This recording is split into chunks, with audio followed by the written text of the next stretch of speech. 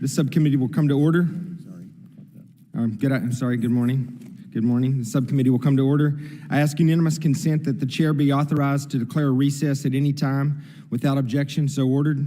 Today we will hear from our witnesses on U.S. Special Operations Forces and Command and their challenges and resource priorities for fiscal year 2026. Over the past several years, our nation has confronted an evolving landscape of great power competition. Our special operators have adapted to meet the challenges posed by our adversaries while continuing to combat the continuous and evolving threats posed by violent extremist organizations, military proxies, and non-state actors. Despite the long wars in Afghanistan and Iraq coming to close, the demands on special operations have actually increased, and they continue to rise. Special operations continue to be our greatest hedge against strategic distraction as they singularly respond to crisis around the world and neutralize terrorist networks with the intent and means to attack our homeland. The complexity of these no-fail missions continues to rise as the battlefield becomes increasingly contested and denied by the proliferation of peer adversary capabilities and malign influence. We similarly rely on our special operations forces to impose cost on adversaries critical to reestablishing deterrence and providing the nation with a position of advantage should deterrence fail. We ask a lot of our special operations forces, and demands on them will continue to grow every day. It is critical that we provide you with the resources that you need, and we intend to do that. We look forward to hearing how Congress can best support SOCOM so that you can continue to provide the high return on investment the nation requires while simultaneously modernizing for the challenges of the future. Our witnesses today are leaders in the special operations community.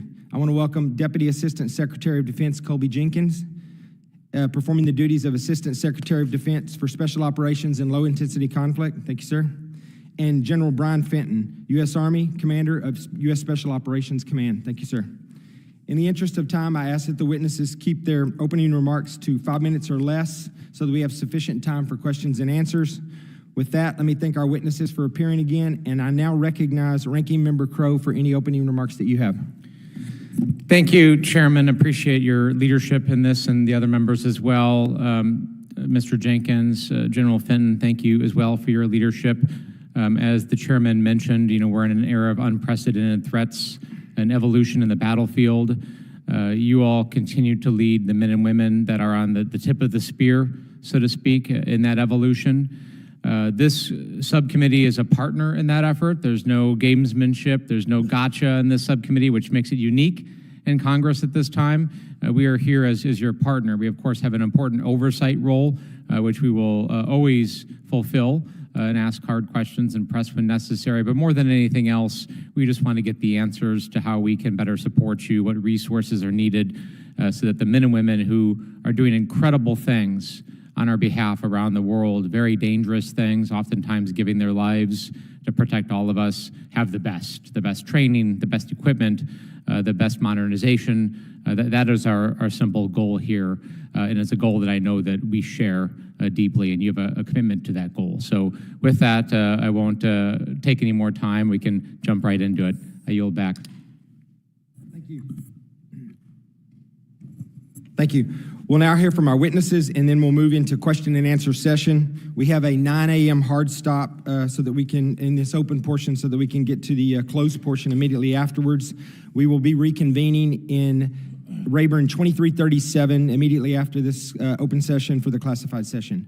Mr. Jenkins, we'll go ahead and begin with you. Good morning, Chairman Jackson, Ranking Member Crow, and other distinguished members of the subcommittee. Thank you for the opportunity to testify on the global posture of our nation's Special Operations Forces, or SOF. I'm honored to testify alongside General Fenton. We are joined here today by two extraordinary Americans who I would like to take a moment to recognize.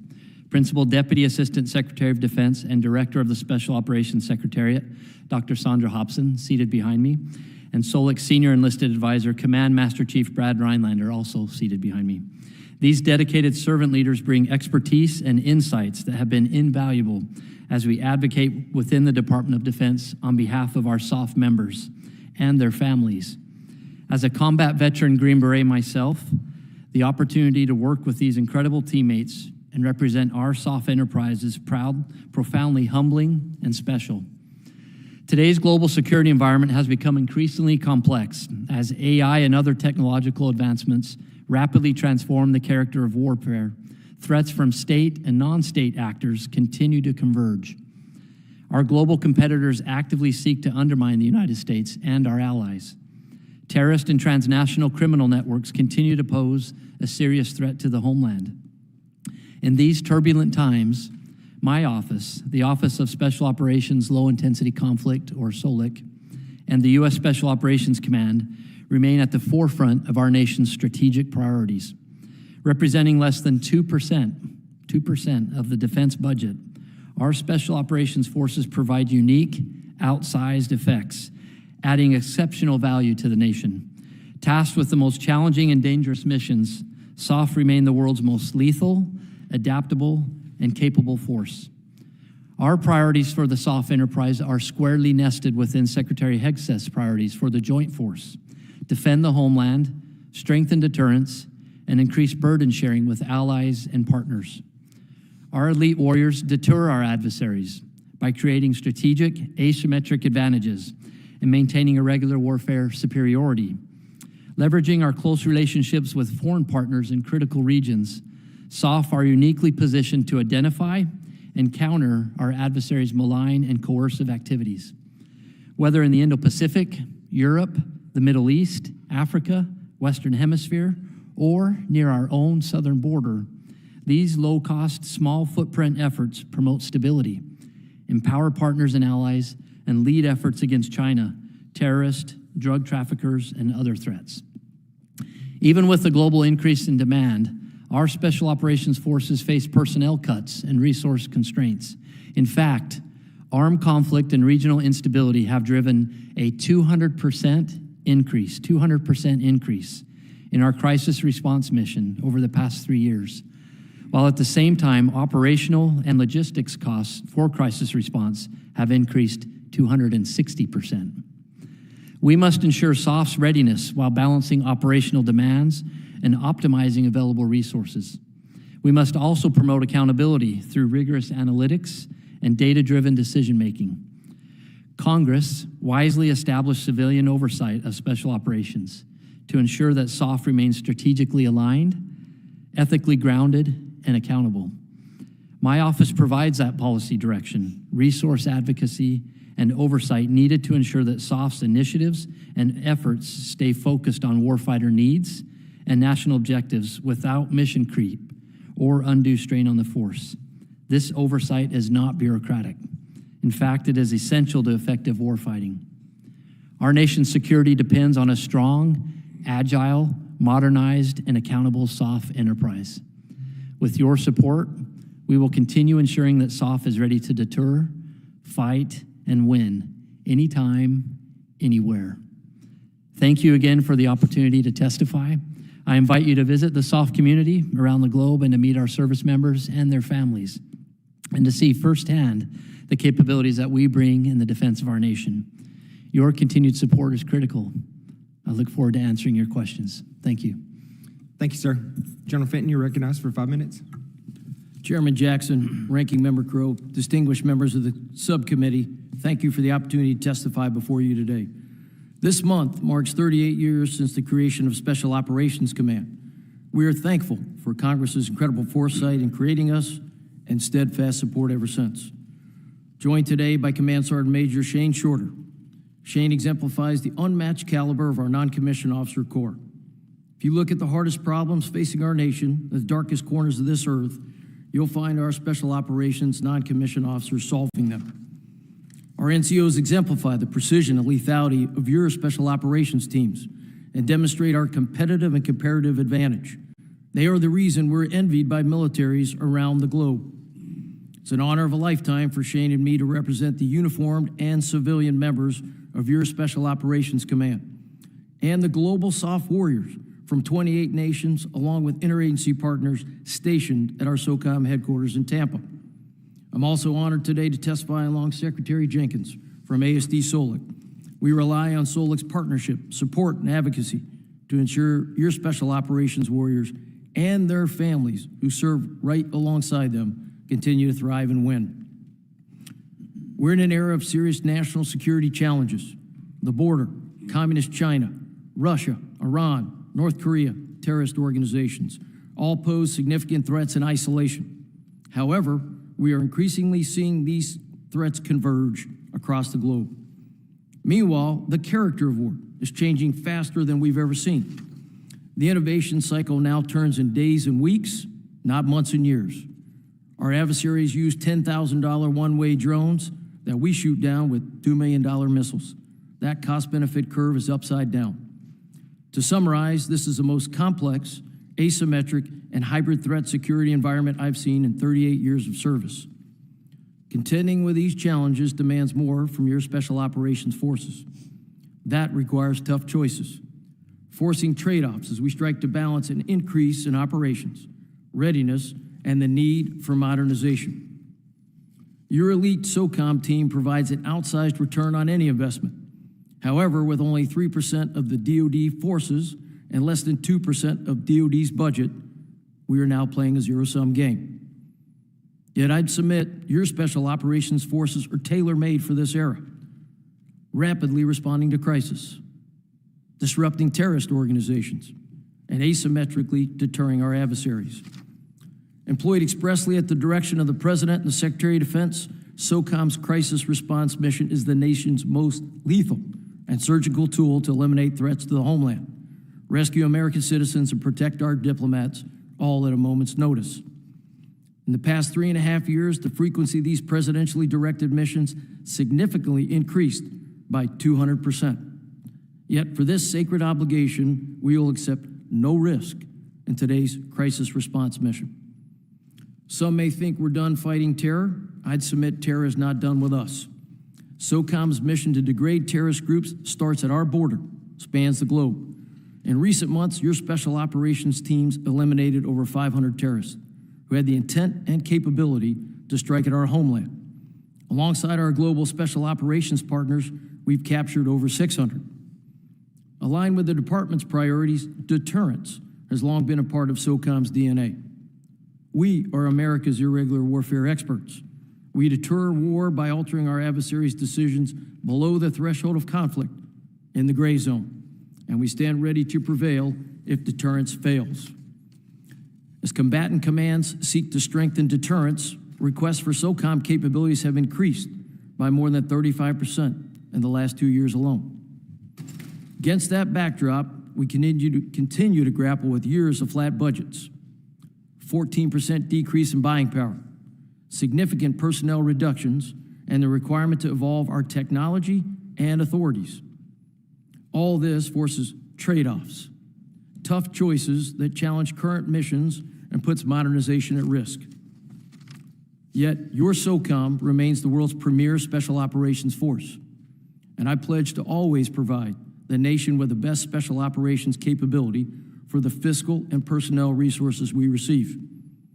We will never compromise on standards and lethality. We are grateful for this subcommittee's work on novel approaches to soft funding and authorities, and I look forward to taking your questions. Thank you. Thank you, General. We'll start with questions now, and I'll start by recognizing myself. General Fenton, we had our office call about 3 weeks ago, and you mentioned the challenges of supporting all the requests of SOF that you're getting from the geographic combatant commands. In your statement, you mentioned a 35% increase from 2023 to 2025. Can you expand a little bit for the benefit of the folks here watching this hearing? Can you tell us a little bit, give us a better sense of what that number is and how many times you've had to deny request and the reason that you have to do so? Representative, I'll start by saying the COCOM demand for Special Operations Forces is up, and I'm sure you've heard that from the combatant commanders that come before you. I think for a number of reasons in deterrence. First, they know that the highest value proposition in some sense that SOF provides is prior to conflict. The things we do to prevent, building relationships, developing access basing and overflight, providing indications and warnings, along with everything we're doing to prepare in the event that worst day comes. Closing kill webs or kill chains or sensor systems, giving COCOM commanders options and opportunities they wouldn't otherwise have, and presenting a whole bunch of dilemmas and challenges to an adversary they wouldn't have. I think that's why we see the demand going up, and that comes in the form of asking for Special Forces teams, Marine Raider teams, NSW teams, command and control elements, AVSOC, and that's that 35% increase. To your point on where we've had to say no, I'll give you a number. Last December, in one of the global force management tanks, I had to say no 41 times to requests just like that. Hurt my heart. It's a high compliment that this SOF team is that value proposition to the entire department. We couldn't do it. And we couldn't do it, my sense, and I'll wind this down for you, is two reasons. There's certainly a capability and capacity piece against the great humans that do that work. And as you know, we've been reduced in the past a couple years by up to 5,000. But there's also now a fiscal constraint that's pulling at us based on an increasingly decreasing top line, that now comes into play. So at times, even if I could put the person out there, fiscally, the cost is prohibitive. And I'll pause here, Representative. Thank you, sir. I appreciate that. We're going to do our best to fix that.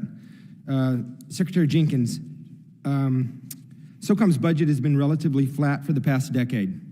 In your combined written statement, it is less than 2% of the budget and one of the few DoD organizations that has not seen an increase, although overall budget has increased significantly. How are you using your service-like secretary position to campaign for a higher budget for SOCOM, and how much do you think SOCOM needs? Well, thank you, Chairman. We love those kind of questions, so thank you very much. In my service-like capacity, it is very much my responsibility and role to campaign, to keep those sharp elbows out so that I can advocate on behalf of our SOF enterprise. And just last week, we had the opportunity to brief the new Deputy Secretary of Defense and had a very warm reception in terms of examining what we would have to propose for 8% cuts, because every organization's being asked to propose those. And we found a good reception in terms of we want to keep you whole the best that we can. So it's our responsibility to make sure that we interact with our service counterparts. That's where we see, maybe danger is a strong word, but that's when they consider cuts, there are so many downstream effects to us that aren't often taken into account when the Army considers a cut, or the Navy, or so forth. So that's where we really hedge and defend our budget, so that we make sure when services are proposing other cuts, we can step in early or before and make sure that we guard our equities as well.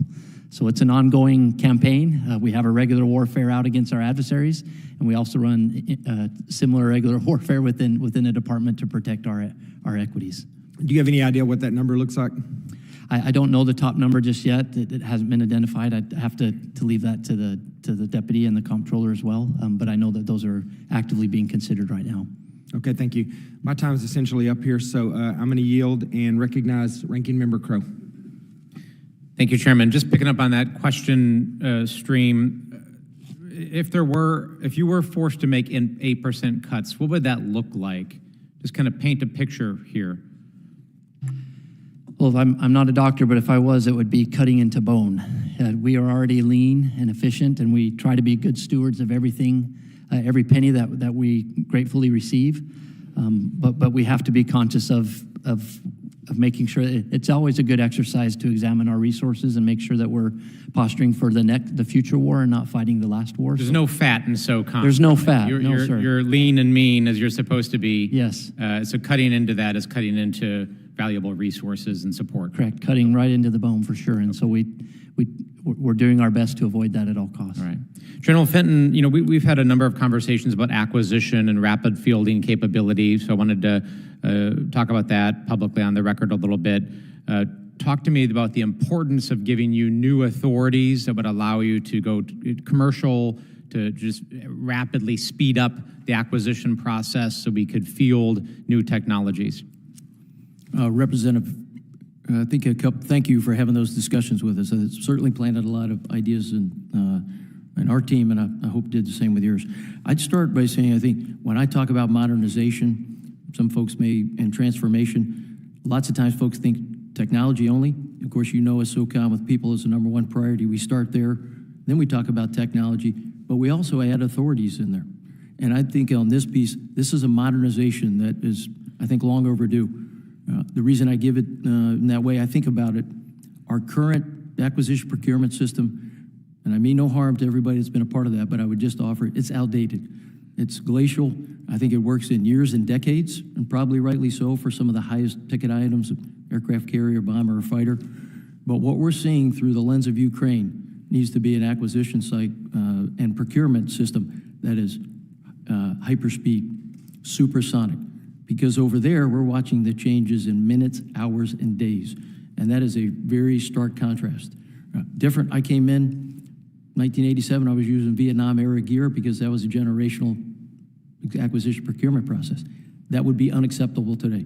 So I think starting with that and then acknowledging it's probably a reflection of requirements, processes that need to be modified, updated, and those authorities changed. If I could say it so bluntly, take more people out of that system. Get less hands on the requirements process, go from operator to commander, and then acquisition. In one way would be to allow COCOMs and others directly downrange, Yes, sir. performing the mission to create those requirements. That's right. And then buckets of money, I think that's a challenge. There's a lot, I would call them handcuffs against the striated O&M, RDT&E, and procurement pots. I think there's a way to take a lot of that off, compress the multiple lines to just a couple, and really modernize there. And then I think lastly, as I think about the requirements process, certainly the buckets of time. Give us an opportunity to think through multi-year processes. So 2 years might seem multi-year, I think to all of us. Multi-year probably needs to be 5 to 10 years so we can move at the speed and evolution of what we're seeing out on the battlefield. Okay. Last piece, my own combat experience underscored for me the importance of protecting civilians, doing everything possible to minimize civilian casualties, because not only is that efficient, less use of ammunition, more focus on the adversary, less distraction, but it's actually, there's a moral imperative to make sure that we're leading with our values, we're fighting with our values. We created a couple of years ago on a bipartisan basis, the Armed Services Committee that created the Civilian Protection Center of Excellence. Could you speak very briefly in your own experiences to the importance of making sure that civilians are protected in the conduct of our missions and what that means for you as an operator? Representative, I think you laid it out pretty clearly. I think it's a strategic obligation. You called it a moral obligation to accomplish the mission, and especially when we're talking about high-end kinetics of eliminating the threat, yet also making sure that we protect non-combatants, civilians, vulnerable population, because that sends a very different message that we are the United States of America, will do the mission, get the bad guys, so to speak, but protect those around it. And I think that differentiates us from the adversaries we're watching in motion right now. I think the other piece it sends is a message to the civilian population in that nation that we are absolutely there to do the missions against bad actors or bad things, but in many, many ways to be the United States of America that they know, to be, and in a sense, sending a diplomatic message that, we're here to reassure or assure. And I think you can do that in the way that certainly SOCOM approaches kinetic operations. Thank you to you both. I'm out of time. I yield back. Thank you. Mr. Scott, you're recognized for 5 minutes. Thank you, Mr. Chairman, and gentlemen, thank you for being here. I'm going to have to slip to a Rules Committee meeting as soon as I ask the questions, but I want to mention this, and you don't have to comment on it, but General Fenton, the 18X program, my experience with it is people that we've tried to help get in. The Genesis program has pushed out, and I think the Genesis program would be more appropriately named the Exodus program. Most of the people that we would want in Special Forces are going to have a career in athletics. That means they're going to have an injury somewhere along the way, and yet the Genesis program seeks through every line of their medical history, and if they find any little thing, they force them out. So some way, somehow, we've got to find the balance between getting the right people in the 18X program and getting them around the Genesis program. With that said, the President, and I believe rightfully so, designated the cartels as foreign terrorist organizations. And he has directed our military forces to support securing our southern border. My question gets to your authorities and operations and how they have shifted to address this foreign terrorist threat from the cartels. I can just start from the general authority. Sure. So Okay, as a designation of FTO, that does not grant us any new authorities, but it definitely unlocks our ability to work better with our whole of government approach. You think of terms of counter-threat finance and how we can better, more efficiently pass off those target packets, if you will, to law enforcement. But at the end of the day, it helps us across the force reinforce that border security is national security. And we will be ready to defend and provide options to the president if he so chooses. But that's where we stand in terms of authorities. Want to add anything to that? Yeah, Representative, I'd say double down on border security is national security, and I've mentioned in my opening statement, you know, our part to defend the homeland, if I look at it through the lens of counterterrorism first, really starts at our border and goes out across the globe. I would offer a double down that, you know, we've got no new authorities or directions, as the Secretary Jenkins mentioned. And then, but priority and focus certainly has changed. And I think in that effort, you've seen an uplift of SOCOM teammates to SOC North, Special Operations Command North, working with General Guillou and Northcom in order to put together plans, assessments, and various other documents and opportunities that are required by the SecDef and by the department. Well, the 2% of the defense budget and how much you're called on has been addressed a lot, so I'll skip over that other than say this. I think you'll see the members of this subcommittee working to make sure that that is addressed, and I do think that the new secretary will look favorably upon that. And so you talked a little bit about intelligence, and you've talked a little bit about drones and how drone warfare in Ukraine has changed really the face of war. How are you working with the outside industry to develop how we're going to protect ourselves from drones? I can just say, just briefly, then talk to the details of, just to reassure or validate what you said, sir. I hosted a partner leader in my office a few weeks ago that's over there, and he reinforced that if you think you're at the cutting edge of battle and you haven't been to Ukraine, then you're wrong. And so we are actively taking the lessons that we learned there that require us to innovate daily, if not hourly, to adapt and build solutions on the spot that can be employed the next day instead of weeks and months down the road. We are definitely taking those lessons and applying them to Indo-PACOM and elsewhere. But in terms of, do you want to talk to the details of that? Thank you. Representative, I think the heart of your question, when we look at Ukraine, I think we come away with what I'd call strategic lesson, symmetry versus asymmetry. When I think about symmetry, that's the things that all nations have that are military fighting nations for their worst day: artillery, aircraft carriers, bombers, fighters, and they need it. Asymmetry, I think, is where in this conflict it's showing itself as 10x, 100x helpful to a cost imposition. And I think when we look at that, certainly through the lens of Special Operations Command, and put it out figuratively in a ledger, symmetry versus asymmetry, our sense is the asymmetry side of the house is not where we need to be. In many ways, it's probably missing. Drones of any kind, AI, autonomy, additive manufacturing. To your point, that is now the purview in many of those of the commercial and the private sector. We are absolutely involved with them in many, many different ways. Personally going out and meeting them, listening to the things they're seeing, providing some of our observations and lesson learned from Ukraine so that those things can be blended.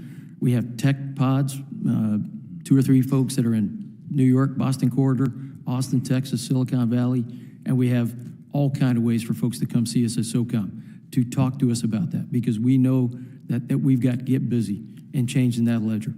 We got to start filling that thing in with asymmetric anything. Hundreds of thousands of air uncrewed systems, maritime surface, subsurface, and I would just offer as I end this, that also takes money.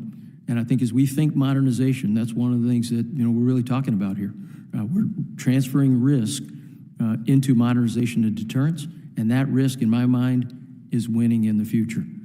I think that's the challenge right now, and that will be part of winning, those uncrewed systems and AI and certainly autonomy. Well, I'm glad the leash is off, and I hope that you get some money to get the equipment that you need. Thank you. Thank you, Mr. Scott.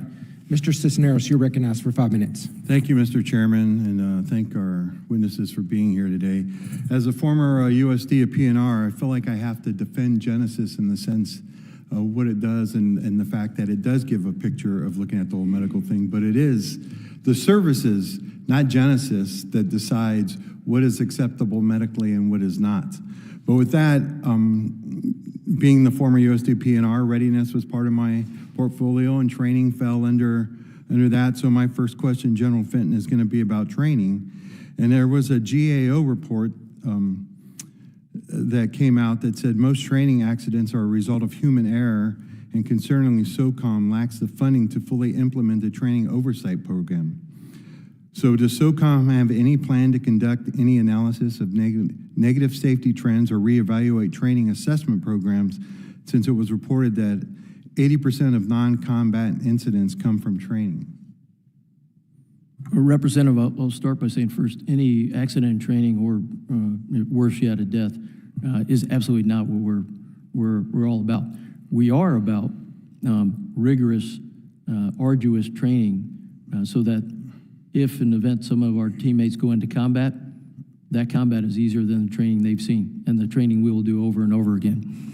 I would take a little bit of umbrage or maybe even dispute with the fact that we don't do continual assessments of the safety at our various training courses. We do. We have a lot of training courses, assessment selection for our Army teammates, Air Force teammates, Marine teammates, Navy teammates, and those are looked at consistently, usually by what I would call an outer cordon of medical safety, very experienced civilian personnel to continue to address that. That's our sacred obligation to the moms and dads that send us their sons and daughters for these kind of standards-based training, and we do that. So I think we're always in that motion. We continually strive to have the very hardest training we can while protecting the teammates that are certainly the national treasure sent to us by this nation. Do you have the funding that you need in order to implement the training oversight programs and ensuring that the safety of the training is at max capacity there? Representative, first I'll start. No. I talk about it in terms of modernization, and I think as I laid out in the opening statement, and we'll continue to come back to, training and training exercises along with modernizing authorities, modernizing technology. And when I talk about people, certainly I start with humans more important than hardware, long-held Special Operations Command truth, and education for uncertainty is part of modernization, and that's our humans. We absolutely need more money to make sure we're doing that and keeping up, especially as we make our training exercises, not our assessment selection processes, more complex, more complicated, so that we emulate what we're actually seeing on the environment now. Integrated air and missile defense. It's no longer just about OPSEC and distance. Now it's almost peer adversary systems everywhere. So I think absolutely, Representative. No, well, thank you, and I understand. I mean, the training, like you said, the job and the missions that your service members go out and have to do, they need to train at optimum levels. So, but we need to make sure, and I think, I don't want to speak for the committee, but I will do what I can to ensure that you have the funding, to ensure that you have the safety standards that you need to ensure that it's safe. Thank you, Representative. Mr. Jenkins, just one question for you here, sir. You know, Congress created like the Special Operation Forces there to kind of almost make it like another service, but yet it's not really another service because, you know, you're not you're not in the acting role as a service chief. You're really kind of, I think, at an assistant secretary level there, right? So do you feel that the fact that they've kind of taken this and kind of put it in there and started this off there away from the services, that has kind of had an effect on the funding as to maybe why the services may not be funding this, or it's not getting funded at the level because you're not at an equal level, and yet the services don't have control over this anymore, so they're not putting in the assets that they used to? Perhaps you've landed on some key points there, and we are grateful to Congress that SOLIC exists so that we do have those service-like capabilities. I do wear two hats where I am a service-like advisor to the SecDef, but I'm also a policy advisor. So it's a unique ASD ship, as you said. And so yes, we are constantly keeping our elbow sharp, making sure that we're at the correct tables with our service counterparts, and that as they ponder cuts, we can defend our own equities and make sure that they understand a cut here in the Army affects Army SOF down here, or a cut in the Navy affects Naval Special Warfare as well. So we certainly are grateful for Congress, the reinforcement that we receive. All right, I yield back. I'm out of time. Thank you, sir. Mr. Luttrell, you're now recognized for 5 minutes. Thank you, Mr. Chairman. Thank you all for coming this morning, and for everybody in here in uniform and veterans, thank you for your service. General, preservation of the force is one of the things that I really focus in on as a member of Congress. And it's not, if you kind of roll the tape back, it's not something necessarily the shooters necessarily concentrate on. I think it's more of the force that needs to apply that kind of those spaces to the special operations community. And we have subject matter experts in the special forces community. We have dietitians, nutritionists, we have exercise scientists, we have a myriad of professionals that outline everything for our operators. But yet, when this information is provided to those operators, they have to go out and buy those supplements and those nutrients and everything for that sustainment and that sustainment process. With their own money, and I wholeheartly now disagree with that. I think that should be something that is provided by the community. I'd like to get your thoughts on that and see and get your stance, because it's downstream that I'm also worried about. Once the operators, they exit the military and they start the next chapter in their life, we want to make sure that they have the ability to move forward and they don't end up bald, broken with beards and. Just say my name. I had it. Sir, I can't want that look on in the record. I don't want to look in that direction. Yeah, okay. But you know where I'm kind of going. It's Yes, sir. Sir, thank you. I'll start with, I do want to thank this Congress and many who came before, those who come after, for the POTUS program. That's huge inside of an organization that says people as our number one priority because they are a competitive and comparative advantage, and in plain language, they're the weapon system. And I think when you think about it that way, we look at it through the lens of human performance, vice maybe what standards would be elsewhere for just wellness. And I think when we go to human performance, you're alumni representative of what we do. It's a science-based approach to how we work out, which is very different than maybe 20, 30 years ago. Nutrition, absolutely, as you said, we know that's a key part. Sleep, it's everything. And we're blessed that that's part of our ecosystem. I think on the nutrition side, we do have the greatest nutritionists, dietitians. They come from the sports, the high-end athletic community, and they're taking it like tactical athletes that we are. I think in that point, they talk to us quite a bit about upping our game through either third-party certified supplements in a way that they can account for. We absolutely want to protect our force, put anything in the force that is at long-term endangerment. But these are assessed and checked. I think supplements, third-party certified, and sports foods, things that help continue to up the performance. Unlike what maybe our adversaries are doing when they're experimenting on each other and doing things that we absolutely would not do to any of our teammates. So I absolutely think that's something we need to consider, and would certainly look for your support on that. Thank you. And so, Mr. Jenkins, when you're chatting with the Secretary of Defense, if you would be so kind to bring this point to him that, hey, this, and he knows this, I've had this conversation with him, but I want this to resonate not only from the committee, but to the leadership and the DOD that this is an area that needs to be filled. This is a gap that we shouldn't have any longer. Yeah, you bet. And as you know, our SecDef, our service members are his first priority. You see him doing PT with them. He's at every turn. He's engaging. So definitely that would be top of mind. Okay. When it comes to preventive maintenance, and I like to focus in on traumatic brain injury, and I want to make sure that the forces are, you know, we're gifted, we're innovative, creative thinkers, and we adapt very well. I want to make sure that we're concentrating on things that we can carry with us on the battlefield for preventive maintenance, but post-blast, medical procedures, whether or not we're talking about blast packs, or I don't want that to kind of get back on its heels and stall out any. So I know that you and I have had this conversation quite a bit, but I need you to hear me say this, and you can respond to that if you like. I want to give you a commitment right back. I appreciate you saying I want to double down. I would just pull a thread from the last conversation. I think some of these third-party supplements, and I probably don't know them by name, also have efficacy against TBI and other things that our nutritionists have looked at. So I think there's a thread to be pulled in there. I double down on my commitment to you. We will not back up on either the TBI side, which when we talk about it as acute brain injury, or even the repeat exposure to blast, which is a chronic piece that I hope many of you got to see me talk about on 60 Minutes and reinforce SOCOM's commitment to that. So you have my commitment to both of those, Representative. Thank you, sir. Yes, sir. I yield back.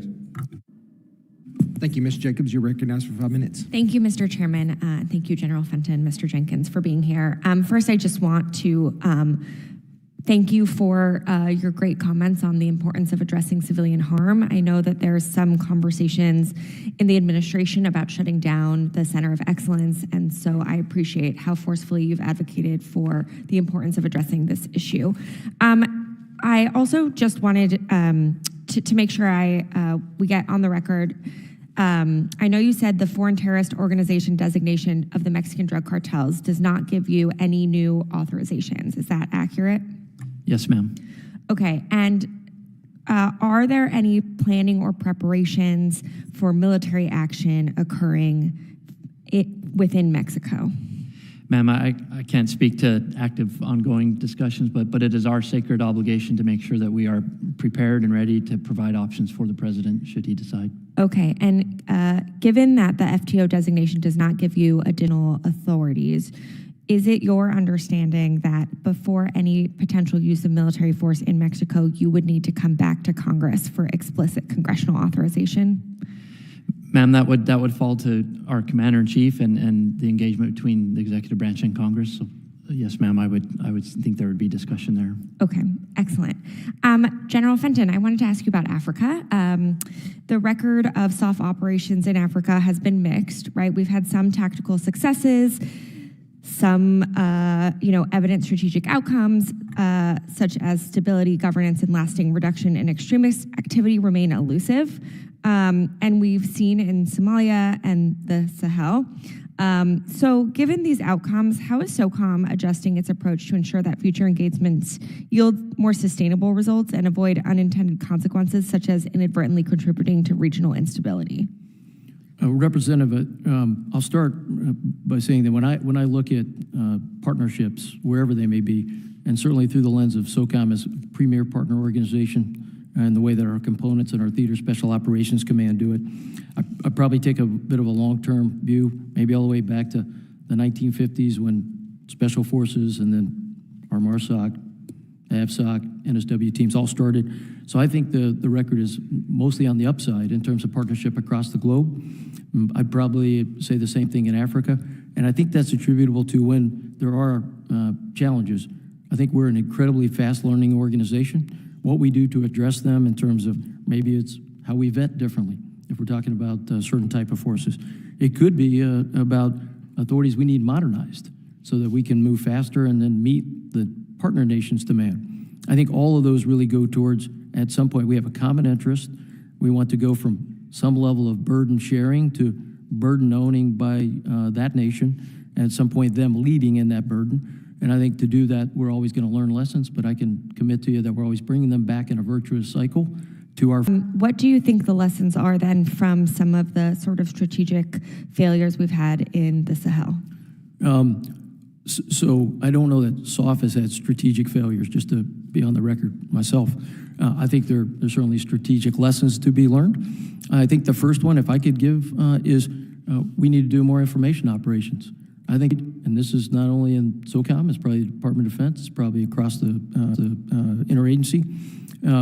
That information operation void, in many ways, I think allowed adversaries to get in there and mistruths, untruths, falsities, put a different narrative based on their view of the world, what they wanted, and mostly the great work we've done for years.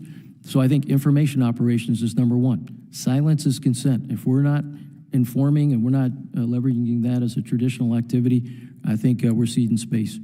Probably the second one is an opportunity to really understand the other partners there beside just that nation. So partners from across the globe and what are their agendas. And I think we get better at each time. Those would be the two that I'd put against the backdrop of Africa. Thank you. Mr. Jenkins, anything you wanted to add about SOF operations in Africa? We want to make sure that there are three primary lines of effort that we're focusing on: defend the homeland, deter China, and make sure that we shift burdens to our allies and partners. So anything that affects those three lines of effort, if we see threats emanating from West Africa or otherwise, we would need to take every opportunity we can to mitigate that. Thank you, though. Thank you. Thank you, Mr. Chairman. Thank you. Against my better judgment, Mr. Van Orden, you are recognized for 5 minutes. Thank you, Mr. Chairman. I noticed that my colleague from Texas abandoned his post knowing that I have the microphone next. I just want to emphasize something, Mr. Jenkins, that you mentioned. And we've had this discussion, Mr. Cisneros brought it up. The Army Special Forces Green Berets are named after a hat, and the SEALs are named after how we go to work, right? Sea, air, and land. Those are the methods of infiltration for us to accomplish a mission. And when general purpose forces cut these platforms, we simply can't go to work. And it would be interesting to know, what is your coordination process with general purpose forces when they're speaking about cutting these platforms? I mean, is there a formalized process, sir? There are different, and thank you for calling that out, because that is very much right in our bailiwick where we need to defend our equities. There are different processes, DMAGs, RMAGs, where we are able to sit with our services, with other representatives from comptroller and the deputy's office, where proposals can be put forward and we can battle back, we can defend or help. In the spirit of bipartisanship, bring up Mr. Cisneros' point. When you sit at the table, I mean, are you at the kid table at Thanksgiving, or are you like sitting with everybody and you're pulling your weight? Meaning, does your assessment have value in these scenarios when we're speaking about cutting, multi-billion-dollar, multi-year platforms? We certainly have to. It's a constant struggle to make sure that we're able to stay sharp. Okay. But we are for example, just last week I was sitting 2 chairs down from the deputy briefing our budget, our soft budget, Okay. and had the full room to our attention and support. So but to your point, it's a constant struggle. It's a different culture to think of soft. Oh, I know. As a service. So that's why we appreciate Congress's support so that we are there. Very well, thank you. And I'm sorry, I'm remiss for not recognizing the Master Chief and CSM here. Thanks for coming here, boys. It's good to see you. Less than 2% of the DoD budget is spent on SOF operations, correct? Everyone here, I think everyone, at least over here, has done joint combined exercise for training. Sometimes we would call that training tomorrow's enemies today, and we have a proven track record of training people that we should not. Everything from the School of Americas in the 70s, and we trained the Taliban, armed them, equipped them, did all this stuff. We've created our own enemies, and so I'm wondering what percentage of the soft budget is used for the JSET programs. Well, I don't know that specific number off the top of my head, but we can get back to you on I would that. appreciate that tremendously. And then along with that, so I have 2 tasks for you, 2 bits of homework, because you're not going to know the answer to this one either.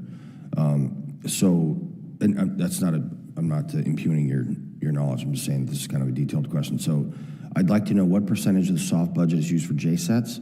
I also would like to know what percentage of the soft budget is used for the soft skills that are on Smoke Bomb Hill when we're talking about nation building stuff. I understand you're going to cut some of your PSYOPs, guys. I agree with that completely. So if you could get it, on a piece of paper and tell us how much of our soft budget is being expended for these soft skills for nation building, which we have done horribly across the world since Vietnam, honestly. And then what percentage specifically for JSETs? That would be awesome. Will do. Yeah. Thank you, sir. General Fenton, you understand that your component commanders start with the operational and O&M deficit every year, right? I do, sir. And so our guys are filling out UFER's unfunded requests on the regular just to be able to do their job. Yep. Correct? Yes, sir. Okay, so here's what I'd like from you, sir.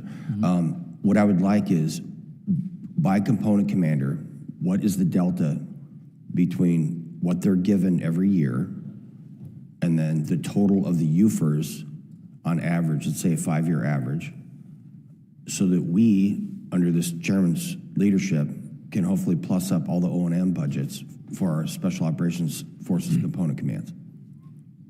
Will do. Give us real Yes, numbers. you'll get real numbers, and Representative, if I might, Yes, so taken for action. Just on JSETs, I think on one side of the coin, Yep. you know those also, there's many of our teammates, and not building nations, but those JSETs go against building high-end Tier 1 forces in a lot of I those know. countries that have stayed with General us for Fenton, I'm quite the some time. longest-serving enlisted member of the United States military to ever be elected to Congress, and I also have the most years as a Special Operations Forces operative of any member of Congress in the history of the country. I know exactly what the hell I'm talking about, sir. Rod to that, Representative. I just add that many of those have then become security exporters. So I I know. think if we pegged out a track record, and I probably owe you that, on where those have not just been nation building and somehow turned enemy, but have gone on to burden share, to burden own, to lead. And I think those are great stories, and I could talk about them in close that we ought not to forget about. Thank you, General. I appreciate it. I yield back, sir. Thanks, Representative. Mr. Harrigan, you're recognized for 5 minutes. Thank you, Mr. Chair. Gentlemen, thanks for your testimony this morning. It's good to see both of you. General Fenton, I had the opportunity to spend the weekend down with General Braga at USASOC, and one of the things that we were talking about is that concerned me greatly is that the Green Berets are currently only producing about half the number that they are attriting each year through separation or retirement. What are we doing across the force? Specifically, that's a conversation about the Green Berets, but what are we doing across the force to make sure that we are actually replacing the number of special operators that we need?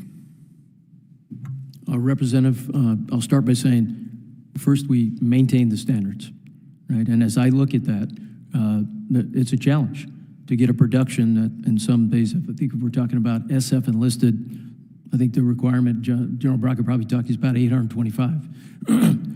When the force overall shrinks, that certainly shrinks down our input pipeline. And we're not going to adjust the standards. And we've had this conversation with the Secretary of Defense, who is all about lethality and warfighting. And I talked a bit about production rates. And I think at the very end, he said, maintain the standards. Roger that. Now, that isn't, don't do other work to try to get more in the pipeline. So I think with some level of force size reduction in the Army, we're talking about the Army here, that is a challenge of who wants to come in the pipeline. I will offer that we've tried to amp up our 18 X-ray program, which has been, and hopefully General Braga explained this to you, has been a really good program. It's about 3,000 folks who otherwise would not come into the Army, coming in off the street, going through infantry basic training, advanced training, and going through SFAS and the qualification course. And that 3,000, about 800 make it. So there's about 2,200, because we're enforcing the standard, that go back to the Army and serve in all kind of infantry units and do well. I do think there's a way we could amp that up, not only for the good of the Green Berets, which are part of the Joint Force, but also to bring in additional folks into the Army who would otherwise not even think about the Army unless they were coming towards special operations. So we got the same type of contracts with Ranger contracts. So I think there's a lot out there we're trying to do, but I think it all goes against, we will absolutely maintain the standards. We've had a recent audit, and that audit from the Department of Defense has come back that we're maintaining the standards. So I think we got some challenges. Yeah, thanks, General, for that, and thank you for maintaining the standards. It's incredibly important. And I'd like to take the rest of my time and talk about drones. Mr. Jenkins, you talked about we need to be actively taking lessons and innovate from current conflicts. General, you talked about a supersonic acquisition and procurement process, that we're moving at a glacial pace, that we have an outdated system. And you also said that we're still at the talking stage with industry with respect to small drones. Representative, no, we're well in discussion. I just wanted to make sure that folks understand, maybe I misstated. We are in constant discussion with small and medium-sized companies that are in this business, and in many ways, we have some of their product already. So we're not just talking, we're actually doing. Okay. We need to do more. I appreciate that, because I was a little concerned by the statement, thinking we need to move a little bit faster in SOF. Roger, so we are, absolutely, but I'm never happy. Absolutely. I want to go speedier, so I won't be complacent, but we're well in the thick of this.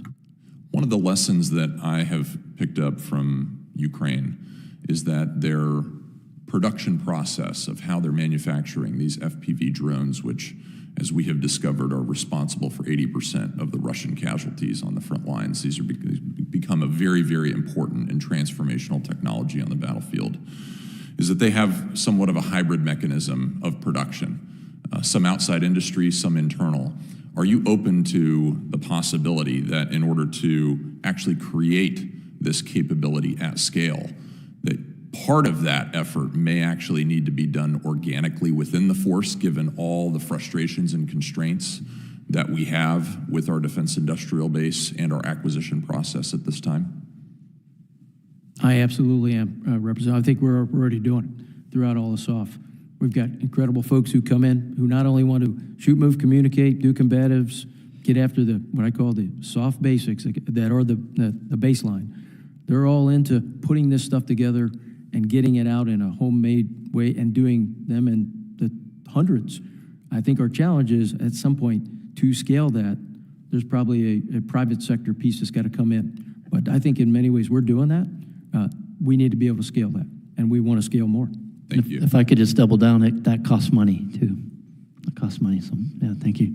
Thank you, Chairman. Thank you, Mr. Ryan. You're recognized for 5 minutes. Thank you, Mr. Chair. I know we have a hard stop, so if you need to cut me off, that's fine. I was late. Thank you both for being here. Thank you for all the work you're doing and have done. I want to pick up on what you said, General Fenton, earlier about I/O and both the importance and opportunity, and frankly, really the high ROI we get on doing I/O versus the cost of a lot of other things we've talked about today. And specifically within that realm, I want to focus on MISO and Indo-PAC, MISO within the Indo-PACOM AOR. I'm pretty sure you guys are still sort of designated as the joint proponent for MISO across the joint force. As I've heard from various folks across the force, while there's a continued investment in this area, we're still seeing that across the different components and TSOCs. There's a pretty wide variety of capability and specifically tech tools and data that's available from TSOC to TSOC. Have you guys looked at standardizing tools across the force for MISO so that kind of COCOM and TSOC commanders can better plan and sort of know what they're going to get? I can just talk policy real quick. Within SOLIC, we have the Information Operation Policy Office that sits in oversight of all the I/O MISO plans across all the commands. So that's a tremendous tool to make sure that our messages are synced, that we're coordinating with our interagency partners as well, which in the past was not necessarily the case. We had I/O messages going across each other, and so synchronization is working at the policy level, but then down to the tactical level. Do you want to expound on that? Thank you. I'll just hit the part of, we are trying to make that a balance, as you mentioned, because we want folks to continue to innovate. And then there's a balance between standardization. And I think we're always looking at that, a representative in the right way through soft size, so we don't suffocate in innovation, which is for the here and now, modernization for tomorrow. But I would offer that where I see standardization, because I don't have the modernization money, I'm unable to scale it, almost back to the previous discussion. So I think that's a challenge. If we find something we want to bring across all the theater special ops commands, that takes funds. And I think in that arena, those are many of the other things in modernization we're not able to do. Yeah, and I just want to reiterate that I think that's one of the smartest and frankly lowest dollar investments we could make that would provide huge leverage in terms of when you have identified those, come back to us so that we can figure out how to help you scale that across. I know just I only have 2 minutes, but I want to pick up also on what I've heard as I came in around this idea of sort of burden sharing and shifting the burden. I've heard that used a lot now in the last few months, but I don't really know what we're talking about there. Can you, either you or both of you, with the time we have, expand on that? Frankly, I'm concerned about that, given I feel like that could mean we're backing away from critical partnerships that you all have and your forces have built through blood, sweat, and tears over many, many decades. Maybe I'm wrong. Can you help me understand that? Yeah, I'll just start high, and then we'll go down to the weeds. Just from my own personal experience, for example, working in Colombia as part of Plan Colombia, working by, with, and through our partners there, foreign internal defense that's core to our mission. Building that partner nation capacity allows us as a nation to build partners that are fully... not to interrupt you. I understand that. That's what I'm saying. I want to make sure we continue. We're not backing away from partners. We're just making sure that those partners that have capability and capacity can now operate on their own a little bit more efficiently, and then we can have priorities. Well, go ahead, General. First, I'm happy to cover a really detailed one in the closed session, Representative, you there, and then I'll double down on Secretary Jenkins. We're not backing away.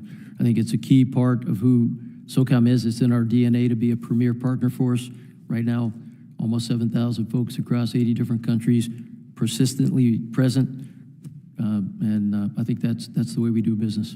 Thank you. I commend that. I agree, and I just want to make sure that is the message that we are sending loud and clear, and I appreciate you saying that, and that ask that the others in the administration continue to reiterate that we're not backing away from those critical partnerships. And Representative, I'd be derelict in my duties if I didn't say, and that cost of that is also going up. Yep. You know, the price to have somebody out there doing that, which I think is a global sensor, provides opportunities and advantages to COCOMs. The price of sustaining the humans. When I come out of the Middle East, has gone up exponentially. So those are risk trade-offs we make. Won't mean we're backing away from partners. Might mean the fiscal constraints plus the personnel piece put us in a place we can't do it. Thank you, and yield back, Mr. Chair. Thank you.